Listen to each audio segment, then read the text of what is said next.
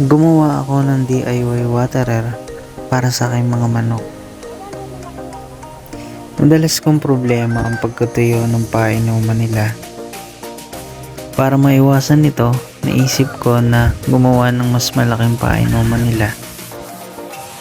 Gumamit ako dito ng malaking galon ng mineral water at nipple drinker na nabili ko lang sa Lazada. Binutasan ko lang ng 4 yung galon ng mineral water. Pagkabutas ko sa galon, nilalagay ko na kaagad ang nipple drinker. Yung nabili ko sa Lazada na nipple drinker, may kasama na siyang lock, kaya hindi tatagos yung tubig once na mailagay mo na siya. Syempre, hindi mawawala ang pamangkin ko na laging nakikigulo sa tuwing may ginagawa ako sa manukan.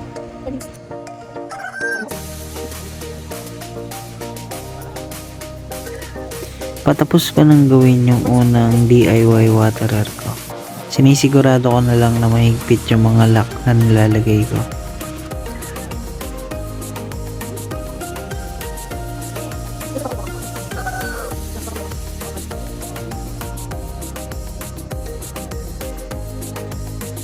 Sinimulan ko na ulit butasan yung 2 galon na natitira pa.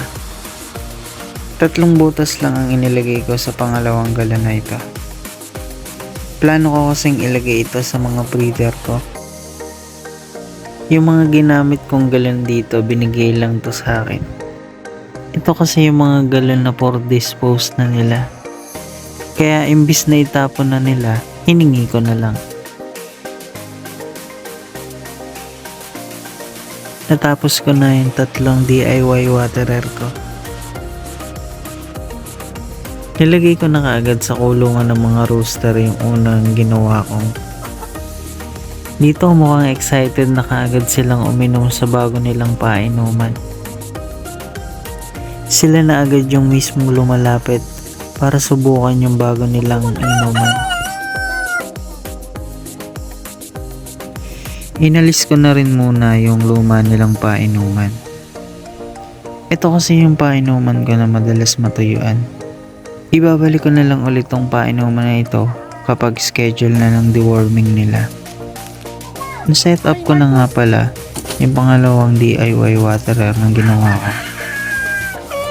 Naglagay na ulit ako ng panibagong sako sa paitlugan nila. Mas maganda kasing malinis yung paitlugan nila para pag nag-harvest ka ng itlog nila, malinis yung itlog. May umitlog na naman sa araw na ito. Tulad ng sinabi ko, mas malinis na paitlogan, mas malinis na itlog ang ma-harvest mo. Yun lang. Thank you. Peace.